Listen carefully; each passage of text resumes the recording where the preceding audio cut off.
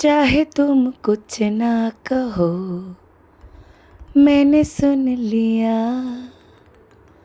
के साथी प्यार का আজ আমি চা বাগিচা দিয়ে আমার ব্লগটা শুরু করছি। এত গ্রিনারি দেখে আমি নাচতে শুরু করে দিয়েছিলাম। ভাবলাম তোমাদের সাথে শেয়ার করি। বিশ্বাস করো আমার গানের গলা নয়, কিন্তু এটা একটা মন থেকে বেরিয়ে আসা প্রথম অনুভূতি।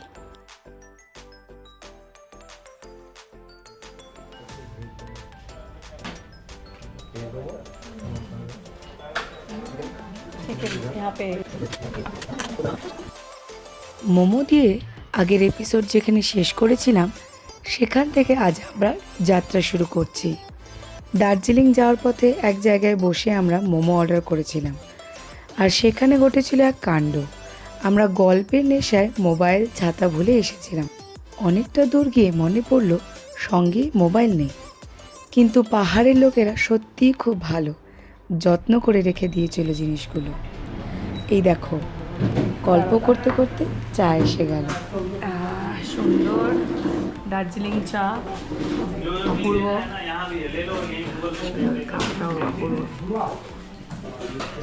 একটু সিপ দিয়ে রাখি, মা একটু চায়ে সিপ দিই। অপূর্ব, দারুণ।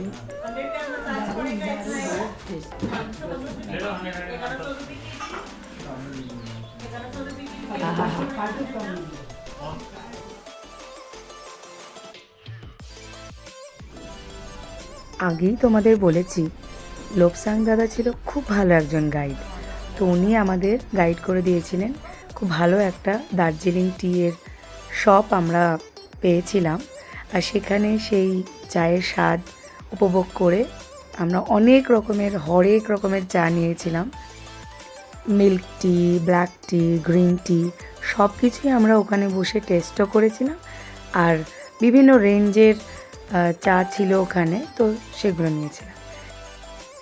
চায়ের দোকানে ঠিক পাশেই ছিল সাজের দোকান।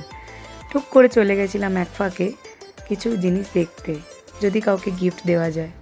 তো সেখান থেকেও একটা জিনিস নিয়ে নিয়েছিলাম খুব পছন্দের। এই যে জায়গাটা ক্রস করছি, এটা ওই পারে, এটা অ্যাকচুয়ালি নেপাল বর্ডার। ওই পারে হচ্ছে নেপাল আর এই পারে হচ্ছে India.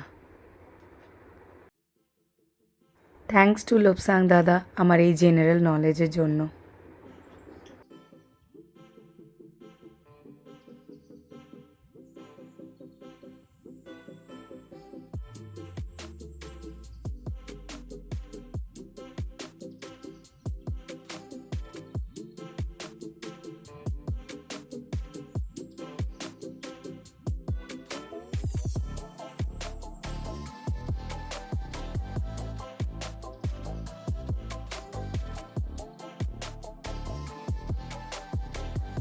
And here we are, পৌঁছে গেছি আমাদের ফাইনাল ডেস্টিনেশন। আজ এই পর্যন্তই, দেখা হচ্ছে নেক্সট এপিসোড। সেখানে থাকবে এক্সাইটিং দার্জিলিং সফর। Till then, stay tuned, stay healthy, keep smiling.